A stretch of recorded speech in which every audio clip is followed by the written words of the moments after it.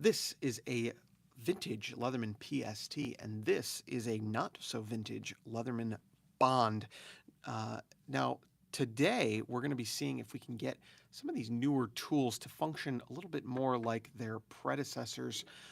If you're familiar with the older style of Leatherman tools, you're used to this kind of silky smooth action, very easy to open and close. Now, we've shown in a previous video how to take your plier heads and get them to a nice smooth action out of the box. Excuse me. Um, and that is what you used to get with something like this PST. But I've got this Leatherman Bond in, and it's got another issue that a viewer asked about recently. So we are going to look a little more closely at this. I'll put the card for loosening up your plier heads, that video, up in the corner. And but today, my voice is apparently shot, but today we are going to look at the opening process. So that's going to be all in these pivots. When you're dealing with the plier head, you're talking about this central pivot. When you're dealing with the opening and closing, you're talking about these two side pivots, and this one is super, super stiff. This did come secondhand, but I don't think it had much use, so it is in desperate need of being broken in. And then if we open and close the PST, hopefully you can see just how much easier this is to open and close. All right, let's talk about a couple of reasons that this could be. First off is these pivots. These squeeze the frame into the plier and will create some friction. Easiest way to deal with that is to take a couple of our parsing wrenches. These are the medium-large size. And I'm just going to crack this, probably not even this full swing. We just want to loosen it up a touch. So just a very short throw on that pivot, and hopefully that'll get us a lot closer to where we want to be. Much, much better already. It is that simple. Obviously, the plier heads are still quite stiff. That, again, we talked about in a previous video.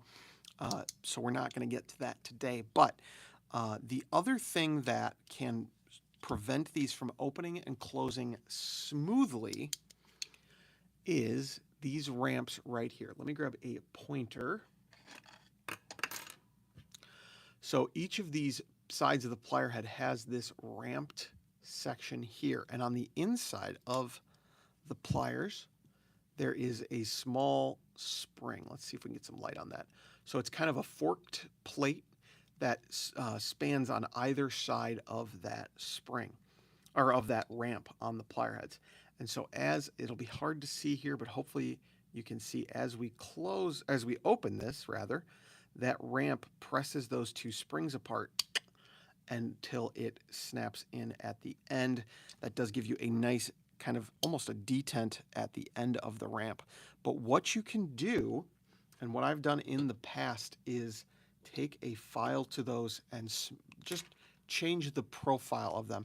Now here is my Leatherman Kick. This was the first tool I ever modded. You can see the plier heads are almost sloppy.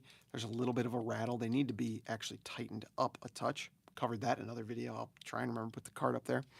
But what I also did was I took a file and I modified that ramp slightly. So I skimmed across the top as well as a little bit along the sides of that ramp so that it came at it didn't start to get to its full width until a little bit later. Probably very hard to see that, but that is the idea.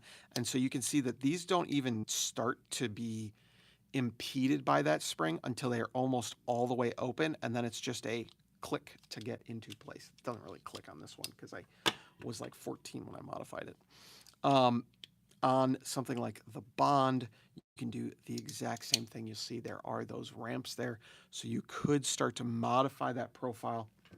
I've got some diamond files they're super cheap on Amazon. I'll put a link below, and all you need to do is slowly extend that ramp surface on those pliers. So we are going to attempt that today. It might get long, and we're actually going to attempt it here on my rebar because this one already has the plier heads kind of broken in. using that technique that I like. So these are very stiff, but they are still, they're very stiff on the handles, but they are still loose in the pliers, and that's kind of where you want it to be. I'll go through the same process on the Bond off camera at another time. So let's just make sure that these pivots are loose again. We're just, yeah, that they're not, these are not cranked in because I reassembled this tool on my own. So they should be pretty loose. It is not the pliers that is causing that sticking. It is definitely those ramps. So let's see how this goes. I haven't done this in over 10 years, so I don't know how long it's going to take. I don't know if we're going to even finish it on this stream today or in this video if you're watching after the fact. But we are just going to go ahead and take that diamond file and slowly start to work away at it. Like I said, you can go overboard like I did with the Leatherman kick here. So you want to be careful and check this pretty repeatedly, but we're just going to slowly work that ramp away. And like I said, we probably won't finish this out on camera. We'll spend a couple minutes doing it. It's really something I miss about those older style Leathermans is just how incredibly smooth they were. It was something that you always relied on coming out of the box, that smooth. And it almost turned me off of Leatherman entirely when I first got the kick here, because it was so stiff that you just didn't even want to pull it out of your pocket. Became quite a test to try and get it open when it was brand new. Luckily, over time, these do break in, so I don't, don't despair if yours is too tight. It will break in with use, but obviously, if it's such a pain to use, you're not going to want to use it all the time. So I'm doing a little bit on the ramp side here, on the sloped side. I'm also going to do the flat side because I think that that's going to smooth it out over the length of its throw. And we don't want to touch the final portion of this. We don't want to touch up here by the end of the ramp because that is going to be what gives you like the detent at the very end. We're just going to file this down a little bit. Doesn't have to be too much. We can also do the top surface because sometimes that's going to rub into the inside of the frame and cause some issues as well. So let's do the bottom sides. This is probably not going to be enough to even be noticeable. Probably want to spend a good 20 minutes on this if you really want, but I am certainly not going to make you guys watch me file these as we go. This is just the technique that I would use if it was really driving me nuts on one of these tools. This is the technique I would use just to get that a little bit smoother, a little bit faster. Like I said, they will break in over time, but a lot of people don't want to wait. And since a viewer had asked, I wanted to at least show kind of what I would attempt if this were a problem for me. So I'm just going to smooth the beginning of that ramp especially. Don't have to be too much here. Again, we want to be checking this before we go too far. It'd be cool if this magically worked like a cooking show and was already done. Maybe I should have done this ahead of time. But at least you'll get an idea for the technique. If you guys have suggestions for future Mod Monday videos, make sure to leave those in the comments below because we're always looking for ideas like this. Appreciate, let me pull up the name here. Somebody gave me this idea, and I think I have it saved here.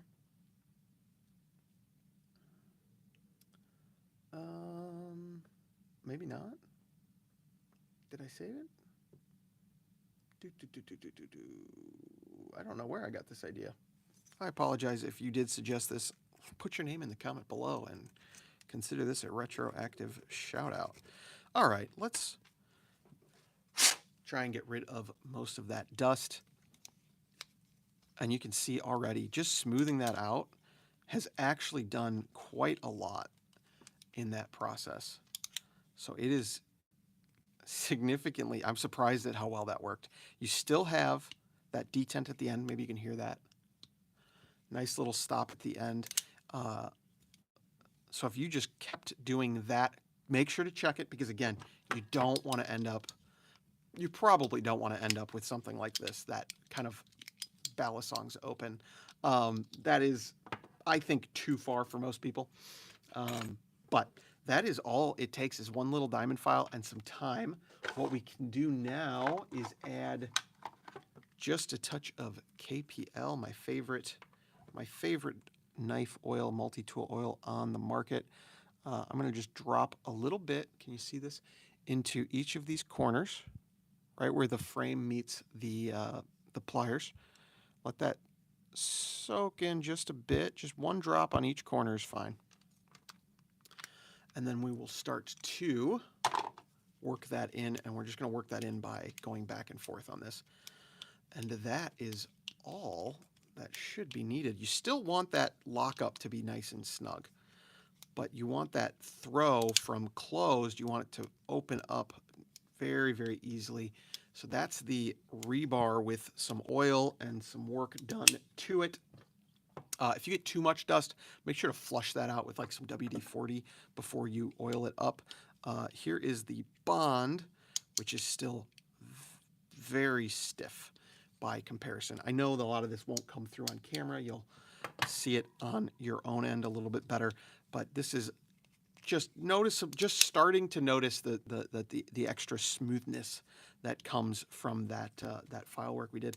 It is certainly not done by any means, but thought that would give you guys an idea for the technique. We are here Tuesday afternoons every week doing a new modification, or in this case, sort of maintenance technique for multi-tools. And if you guys are watching live, thank you for being here. If you're watching after the fact, make sure to check out our memberships, which will get you access to our mod live streams like this. We're going to get into questions for any members who are here. And at that point, we will end the stream. Thank you guys again for being here.